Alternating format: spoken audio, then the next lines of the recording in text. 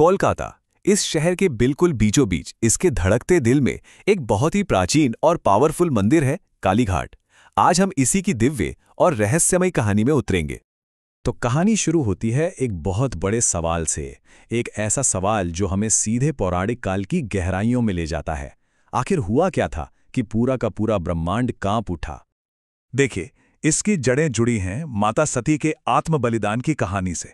अपने पिता के यज्ञ में जब उन्हें अपमान महसूस हुआ तो उन्होंने खुद को उसी पवित्र अग्नि में समर्पित कर दिया। अब इस घटना के बाद जो हुआ वो कल्पना से भी परे है। भगवान शिव का दुख, उनका ग्रीफ गुस्से में बदल गया।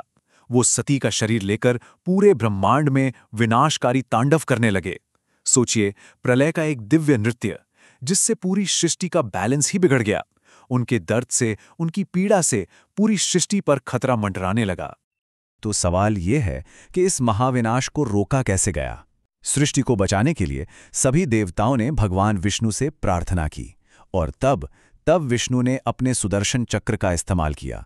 उन्होंने एक ऐसा कदम उठाया जिससे शिव का मोह टूटे और ये ब्रह्मांड बच सके। विष्णु के सुदर्शन चक्र ने सती के शरीर को 51 टुकड़ों में बांट दिया। पर ये कोई साधारण टुकड़े नहीं थे, ये दिव्य ऊर्जा के स्रोत बन गए जो पूरे भारतवर्ष में अलग अलग जगहों पर गिरे, और जिस भी जगह ये गिरे वो जगह हमेशा हमेशा के लिए पवित्र हो गई।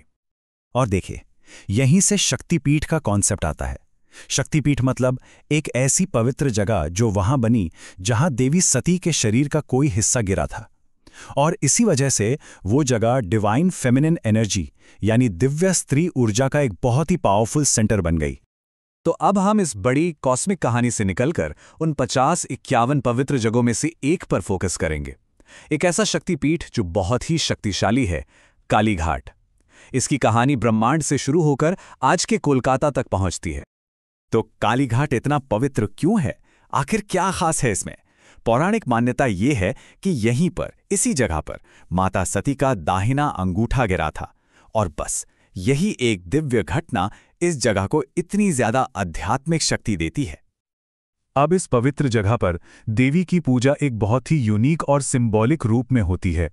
तो चलिए मां काली के इसी उग्र और दयालु रूप को थोड़ा और समझते हैं। यह मां काली की जो मूर्ति है उसकी अपनी ही कुछ खास बातें हैं।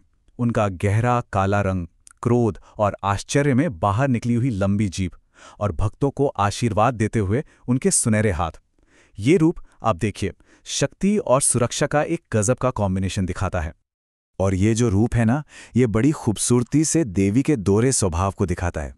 एक तरफ उनका उग्र रूप है जो दुनिया के पापों और बुराई का नाश करता है, और दूसरी तरफ उनका दयालु रूप है जो अपने भक्तों की रक्षा करता है, उन्हें आशीर्वाद देता है।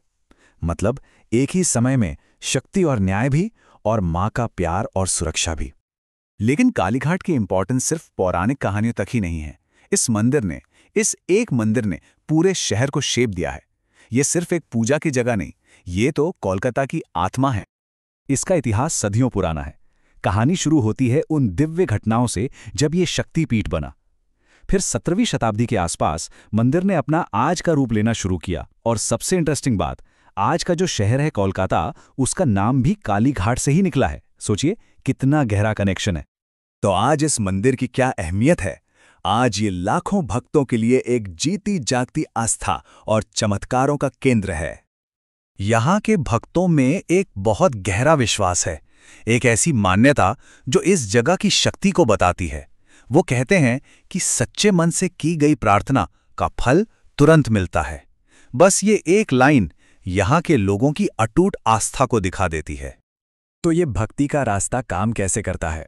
भक्तों का मानना है कि अगर कोई पूरी श्रद्धा से प्रार्थना करे, अपनी मानस कामना, मतलब जो दिल की सबसे गहरी इच्छा है, उसे माँ के सामने रखे, तो माँ काली का आशीर्वाद जरूर मिलता है और वो इच्छा पूरी होती है। तो आखिर में हम कह सकते हैं कि कालीघाट सिर्फ एक मंदिर नहीं है, ये मातृत्व, सुरक्षा और डिवाइन पावर का एक जीता जागता केंद्र है जहां मां काली अपने भक्तों पर हमेशा अपनी कृपा बरसाती हैं। तो अंत में एक सवाल मन में आता है, क्या आस्था ही किसी शहर को उसकी असली पहचान, उसकी आत्मा देती है? कालीघाट और कोलकाता का जो ये अटूट रिश्ता है, उसे देखकर तो कुछ ऐसा ही लगता है।